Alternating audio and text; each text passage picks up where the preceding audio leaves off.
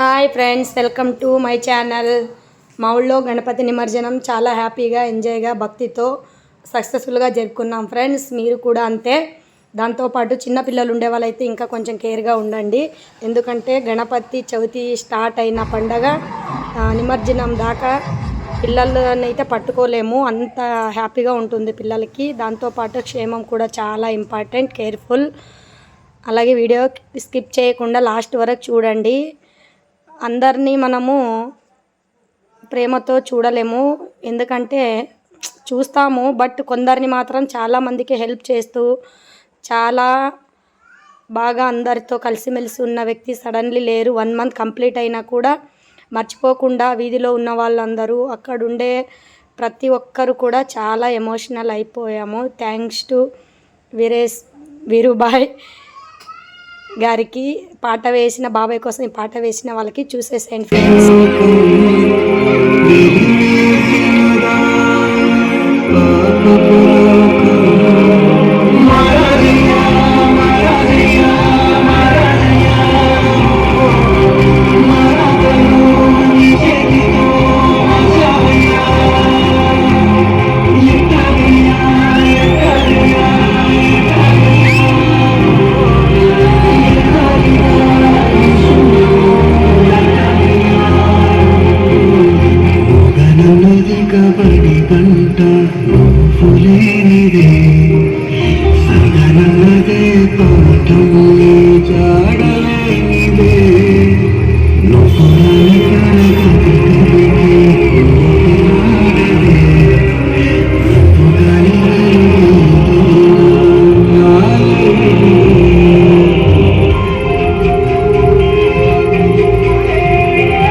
Thank you so much. మళ్ళీ బాబాయ్ గారిని గుర్తు చేసిన వాళ్ళందరికీ, ఎందుకంటే ఇంటి ఎదురుగా కాబట్టి, బాబాయ్ ఉండే వీధిలో కాబట్టి.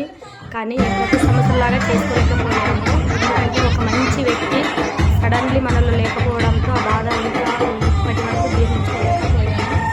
ఎందుకంటే ఆ పాట వేసిన తర్వాత అక్కడ ఉండే ప్రతి ఒక్కరూ చిన్నపిల్లలతో సహా కంట్లో నీళ్ళు చేస్తాయి. అంత ఇష్టం బాబాయ్ అంటే ప్రతి ఒక్కరికి. ఎందుకంటే చాలా మందికి, ప్రతి ఒక్కరికి మీరు బాగుంటేనే నేను బాగుంటాను అన్న విధంగా ఆయన అందరి గుండెల్లో ఉండిపోయాడు, చిన్న పిల్లలతో సహా. మా పిల్లలకైతే స్పెషల్గా ఇష్టం, ఎందుకంటే చాక్లెట్ తాత అనేవాళ్ళు. ఎందుకు ఆ విషయం చెప్తున్నానంటే, ఎప్పుడు ఆయన నా దగ్గర చాక్లెట్స్ పిల్లలు చూస్తున్నట్టు చాక్లెట్స్ ఇచ్చేసేవాళ్ళు.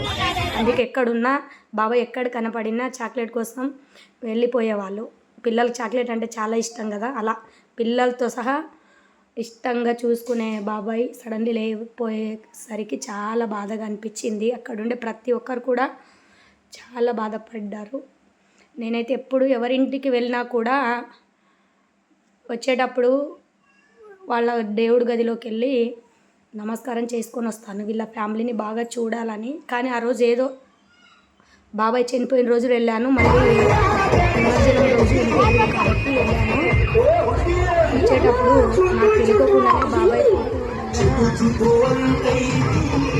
నమస్కారం చేశాను. అది బయటకు వచ్చిన తర్వాత ఏంది ఈరోజు నేను ఇలా చేశాను అనేసి, అంటే అందరికీ ఒక మంచి వ్యక్తిలాగా మిగిలిపోయాడు గుండెల్లో ప్రతి ఒక్కరికి, చిన్నపిల్లలతో సహా.